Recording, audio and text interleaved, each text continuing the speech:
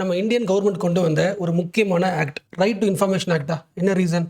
இந்த ஆக்ட் வரதுக்கு முன்னாடி வரைக்கும் ஒரு கவர்மெண்ட் இருக்குன்னா அது என்ன வேலை செய்யுதுன்னு நம்ம என்ன பண்ணுவோம், ஜஸ்ட் பார்ப்போம். ஒரு 5 வருஷம் ஆட்சி பண்ணோம், அது பண்ற வேலைகளை பார்த்துட்டே இருப்போம். ஸோ மக்கள் ஸ்பெக்டேட்டர் தான் இருந்தாங்க. பட் இந்த ஆக்ட் வந்ததுக்கப்புறம் என்னாச்சு, ஒரு கவர்மெண்ட் வேலை பண்ணுதுன்னா அந்த வேலையை பத்தி தெரிஞ்சுக்கலாம். வி கேன் டிமாண்ட் இன்ஃபர்மேஷன்ல. உங்க ஊர்ல ஒரு ப்ராஜெக்ட் கவர்மெண்ட் பண்ணுதுன்னா அந்த ப்ராஜெக்ட் டீடைல்ஸ் என்ன, எவ்வளவு காசு செலவாகுது, எவ்வளவு செலவு பண்ணிருக்காங்க, எவ்வளவு முடிச்சிருக்காங்கன்னு இன்ஃபர்மேஷன் வாங்க முடியும். கவர்மெண்டோட ஒர்க்கை இன்டர்வென் பண்ணி ஒரு கேள்வி கேட்கறதுக்கு உருவாக்கின ஆக்டா. ஸோ இந்தியாவில் முதல் முறையாக தெளிவா கவர்னன்ஸ்ல டிரான்ஸ்பரன்சி கொண்டு வந்த ஆக்டா. டிரான்ஸ்பரன்சி மீனிங் புரியுதுல, ஒரு கவர்மெண்ட் என்ன வேலை செஞ்சதோ அந்த வேலையை பற்றி கொஸ்டின் கேட்கலாம். நம்ம கவர்மெண்ட் எடுத்து ஒரு கொஸ்டின் கேட்கறனாலே அக்கௌண்டபிலிட்டி என்ன ஆகும், அதிகமாகுமா? அப்போ டெமோக்ரஸி என்ன ஆகுது, ஸ்ட்ராங் ஆகுது. அப்போ இந்தியாவோட டெமோக்ரஸியை இம்ப்ரூவ் பண்ணதுல ஒரு முக்கியமான act right to information act. So இப்போ பேசுனது பேப்பர்ல சொல்ற பாயிண்ட்ஸ். ரியலாவே இந்த ஆர்டிஐ ரைட் டு இன்ஃபர்மேஷன் மக்களை எம்பவர் பண்ணியிருக்கா பண்ணலையான்றதை அனலைஸ் பண்ண போகிறோம், கிரிட்டிக்கலாக அனலைஸ் பண்ண போகிறோம். ஃபர்ஸ்ட் முக்கியமான பாயிண்ட், இப்போ எனக்கு கவர்மெண்டோட ஒரு இன்ஃபர்மேஷன் தேவைப்படுது.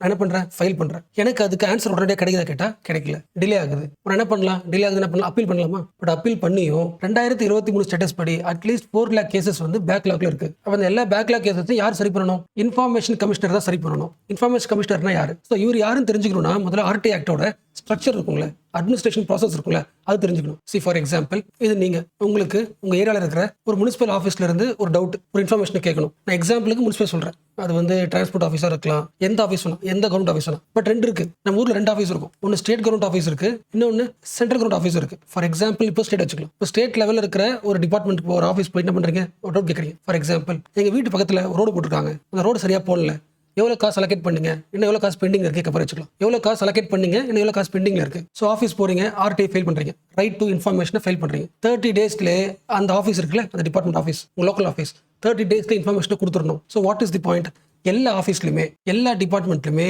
ஒரு ஆஃபீஸர் இருப்பார், பப்ளிக் இன்ஃபர்மேஷன் ஆஃபீஸர். அவர் தான் உங்களுக்கு 30 டேஸ்க்குள்ள இன்ஃபர்மேஷனை ரிப்ளை பண்ணுவார். ஒருவேளை 30 டேஸ் உங்களுக்கு வரல, உங்க ரிப்ளை டிலே ஆகுது அப்படின்னா அதே ஆஃபீஸ்ல அதே டிபார்ட்மெண்ட்ல நீங்க என்ன பண்ணலாம், அப்பீல் பண்ணலாம். இவருக்கு அடுத்த லெவல் இருப்பார். இவர் பேர் ஃபர்ஸ்ட் அப்பீலேட் அத்தாரிட்டின்னு சொல்லுவாங்க. அந்த டிபார்ட்மெண்டோட சீனியர் ஆஃபீஸர். சீனியர் முக்கிய பாயிண்ட்டுங்க, ஒவ்வொரு டிபார்ட்மெண்ட்லயும் ஒவ்வொரு ஆஃபீஸ்லயும் ஃபர்ஸ்ட் உங்களுக்கு இன்ஃபர்மேஷன் தராங்கல்ல, பப்ளிக் இன்ஃபர்மேஷன் ஆஃபீஸர். அப்புறம் நீங்க அப்பீல் போறதுக்கு அதே டிபார்ட்மெண்ட்ல அடுத்த லெவல்ல ஃபர்ஸ்ட் அப்பீலேட் அத்தாரிட்டி அப்படின்னு இந்த ரைட் இன்ஃபர்மேஷனுக்குன்னு தனியாக எக்ஸாம் வச்சு இதுக்குன்னு தனி ஆஃபீஸரை கவர்மெண்ட் ரெக்ரூட் பண்ணல.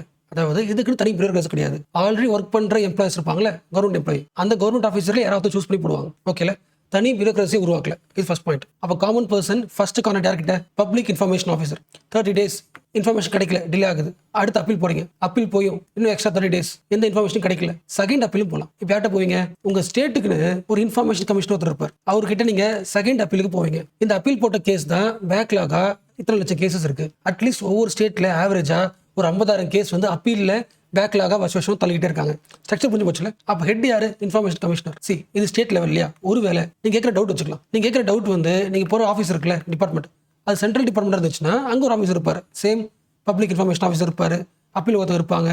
செகண்ட் அப்பீலுக்கு போறீங்களா, இப்போ யார்ட்ட போவீங்க, சீஃப் இன்ஃபர்மேஷன் கமிஷனர். மீனிங் புரிச்சா, இது சென்ட்ரல் கவர்மெண்டா இருக்கிறதுனால, சென்ட்ரல் டிபார்ட்மெண்டா இருக்கிறதுனால செகண்ட் அப்பீல் யார் இருப்பா, சென்ட்ரல் லெவல்ல ஒரு இன்ஃபர்மேஷன் கமிஷனர் இருப்பாரு. ஸோ சீஃப் இன்ஃபர்மேஷன் கமிஷனர் இருப்பாரு, ஸ்டேட் இன்ஃபர்மேஷன் கமிஷனர் இருப்பார். நீங்க ஸ்டேட் லெவலில் கம்ப்ளைண்ட் பண்றீங்கன்னா செகண்ட் அப்பீல் ஸ்டேட் லெவலில் இருக்கிற இன்ஃபர்மேஷன் கமிஷனருக்கு போகும். சென்ட்ரல் கவர்மெண்ட்ல நீங்க அப்ளை பண்றீங்கன்னா செகண்ட் அப்பீல் சீஃப் இன்ஃபர்மேஷன் கமிஷனருக்கு போகும். பட் எப்படி இருந்தாலும் இந்த 2 இன்ஃபர்மேஷன் கமிஷனர்ஸ் யாருன்னா இதுக்குன்னு தனியாக படிச்சு வந்தவங்க கிடையாது, ரிட்டையர்டான சிவில் சர்வெண்ட். மீனிங் புரியுதா? எல்லா இன்ஃபர்மேஷன் கமிஷனரும் ஸ்டேட் லெவலில் சென்ட்ரல் லெவலில் அந்த இன்ஃபர்மேஷன் கமிஷனர் சூஸ் பண்றதுக்கு டிரான்ஸ்பரன்சியான ப்ராசஸ் கிடையாது. சரி, மீனிங் புரிஞ்சா? இந்த ஆக்டோட மெயின் பர்பஸ் என்ன, டிரான்ஸ்பரன்ஸ் அதிகமாகுது. மக்கள் கேட்குற கொஸ்டினுக்கு ஆன்சர் பண்ண டிரான்ஸ்பரன்ஸ் அதிகமாகும். அப்போ யாரை இன்ஃபர்மேஷன் கமிஷனராக போடணும், டிரான்ஸ்பரன்சி சம்மந்தப்பட்ட எக்ஸ்பர்ட்ஸ் எல்லாம் போடணும். அந்த மாதிரி போடாம ஆல்ரெடி நம்ம சிஸ்டம் இருக்குல்ல, நம்ம இந்தியாவோட பியூரோக்ராட்டிக் சிஸ்டத்திலேயே ஒர்க் பண்ணி எந்த இன்ஃபர்மேஷனும் வெளியே சொல்லாம சீக்கிரட்டா ஒர்க் பண்ண அந்த ஆஃபீஸரை தான் ஆர்டிஐக்கு ஆஃபீஸராக போடுறாங்க. லாஜிக் புரியுதுல?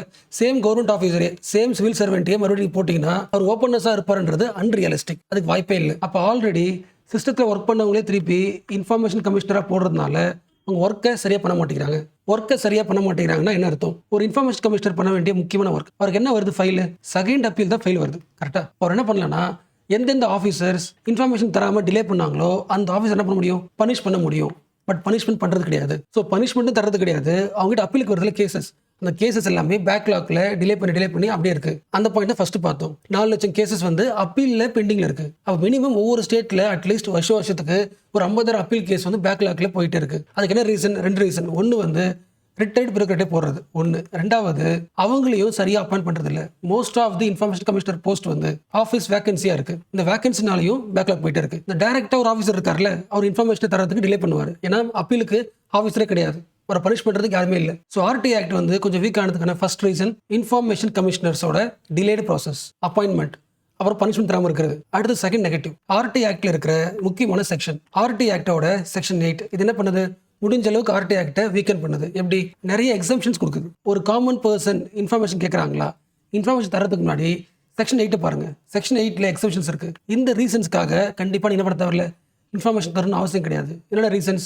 நேஷனல் செக்யூரிட்டி, சாவரிட்டி, இந்த காரணம் சொல்லி இன்ஃபர்மேஷன் தர தேவையில்லை. நீங்கள் பார்லிமெண்ட் சம்மந்தப்பட்ட இன்ஃபர்மேஷன் கேட்குறாங்கன்னா பார்லிமெண்ட்ரி பிரீச், அந்த இன்ஃபர்மேஷன் கொடுத்தா பார்லிமெண்டோட ரெஸ்பெக்ட் ஆகிடும், பார்லிமெண்ட்ரியோட ரெஸ்பெக்ட் ஆகும், பிரேக் ஆகும். அப்போ தர வேணாம். பப்ளிக் சேஃப்டி தர வேணாம். இந்த நிறைய பாயிண்ட்ஸ் இருக்கு. அதில் மோஸ்ட் இம்பார்ட்டன்ட் பாயிண்ட் செக்ஷன் 8ல 8(1)J மோஸ்ட் இம்பார்ட்டன்ட். ஒரு ஆஃபீஸரோட பர்சனல் இன்ஃபர்மேஷன் கேட்கக்கூடாது. ஃபார் எக்ஸாம்பிள், உங்கள் ஊரில் ஒர்க் பண்ண ஒரு போலீஸ் ஆஃபீஸரோ இல்லை டிஸ்ட்ரிக்ட் கலெக்டரோ அவரை பற்றின இன்ஃபர்மேஷன் கேட்குறீங்க. அந்த இன்ஃபர்மேஷன் கண்டிப்பாக பப்ளிக் சம்மந்தப்பட்டது இல்லை அப்படின்னா தர வேண்டாம். இந்த பாயிண்ட்டை தான் நிறைய பேர் என்ன பண்ணுறாங்க, லூப் கோலாக பயன்படுத்துறாங்க. எந்த இன்ஃபர்மேஷன் கேட்டாலும் அது பிரைவேட்டு, அது பர்சனல் சொல்லி கேன்சல் பண்ணுறாங்க. அண்ட் ரொம்ப முக்கியமாக இந்த செக்ஷன் 8(1)Jவை இன்னும் கொஞ்சம் பவர் எக்ஸ்பேண்ட் பண்ணி ஸ்ட்ராங் ஆக்குனது சுப்ரீம் கோர்ட்டே பண்ணியிருக்கு. 2012 கேஸ், கிரீஷ் ராமச்சந்திரா கேஸ்.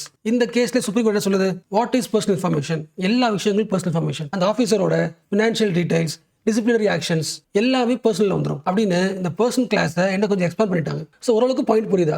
வழக்கமாக ஆர்டிஐ ஃபைல் பண்ணுறாங்களே அந்த சிட்டிசன்ஸ், அவங்களை மோஸ்ட்லி என்ன சொல்லுவாங்கன்னா வாட்ச் டாக்னு சொல்லுவாங்க. Watch dog of democracy. அவங்க நிறைய ஃபைல் பண்ண தான் டெமோக்ரஸி ஸ்ட்ராங்காக இருக்குது. இது மோஸ்ட் இம்பார்ட்டன்ட் பேசினாங்க யாரு, சுப்ரீம் கோர்ட். பட் 2012 அப்புறம் இந்த கிரீஷ்மா கேஸ்க்கு அப்புறம் சுப்ரீம் கோர்ட் ஆர்டிஐ பார்க்குற விதம் மாறிடுச்சு. இது வரைக்கும் பீப்புளை வாட்ச் டாக்னு சொல்லியிருந்த சுப்ரீம் கோர்ட் இப்போ என்ன மாற்றிருக்கு, இவங்க வாட்ச் டாக் கிடையாது, ட்ரபிள் மேக்கர்ஸ். ஒவ்வொரு கவர்மெண்ட் ஆஃபீஸ் கிட்ட இருந்தும் தேவையான இன்ஃபர்மேஷன் வாங்குறத விட தேவையில்லாத informations, people are asking too much informations. அப்போ இந்த ப்ராசஸ் என்ன பண்ணுன்னா கவர்னன்ஸை ஸ்லோ ஆக்கிடும். மக்களுக்கு ரிப்ளை பண்ணுறதே ஒர்க்காக மாதிரி கவர்மெண்டால கரெக்டாக செயல்பட முடியாது, கவர்னன்ஸ் வீக் ஆகுது. So indirectly this hurts the national development. ஒரு ஹானஸ்ட் ஆஃபீஸரை தேவையில்லாம இன்ஃபர்மேஷன் கேட்டு அவர் இன்டிமேட் பண்றீங்க, அவர் ஒர்க்கை டிஸ்டர்ப் பண்றீங்க. ஸோ ஆர்டிஐ ஃபைல் பண்ணி ஆஃபீஷியல்ஸை ஹராஸ் பண்ணக்கூடாது. இங்கே மோஸ்ட்லி கேட்கறது எல்லாமே பர்சனல் இன்ஃபர்மேஷன். இதுக்கப்புறம் பர்சனல் இன்ஃபர்மேஷன் தரக்கூடாது, அதை எக்ஸ்பேண்ட் பண்ணலாம். ஸோ சுப்ரீம் கோர்ட்டோட இந்த இன்டர்பிரேஷனால most of the RTI files வந்து பர்சனல் இன்ஃபர்மேஷன் சம்மந்தப்பட்டு இருக்கு, இது பப்ளிக் சம்மந்தப்பட்ட இல்லைன்னு சொல்லிட்டு நிறைய டினை பண்ணப்படுது. ஸோ இப்போ யோசிங்களேன், அந்த ஃபர்ஸ்ட் பார்த்தோம்ல ஆர்டிஐ ஆக்ட் யாருக்காக வந்துச்சு, யாரை எம்பவர் பண்றதுக்கு, காமன் பர்சனுக்கு. இப்போ யாருக்கு அதிகம் பவர் போயிடுச்சு, காமன் பர்சன்ல இருந்து சிவில் சர்வெண்ட்டுக்கு போயிடுச்சு, ஆஃபீஸர் பக்கம் போயிடுச்சு. இன்ஃபர்மேஷன் தரதை விட பர்சனல் இன்ஃபர்மேஷன் தான் முக்கியம், கவர்னன்ஸ் தான் முக்கியம், நேஷனல் டெவலப்மெண்ட் தான் முக்கியம் என்ற பேரில் இன்ஃபர்மேஷனை டினை பண்ணுறாங்க. So right to information become the right to denying the information.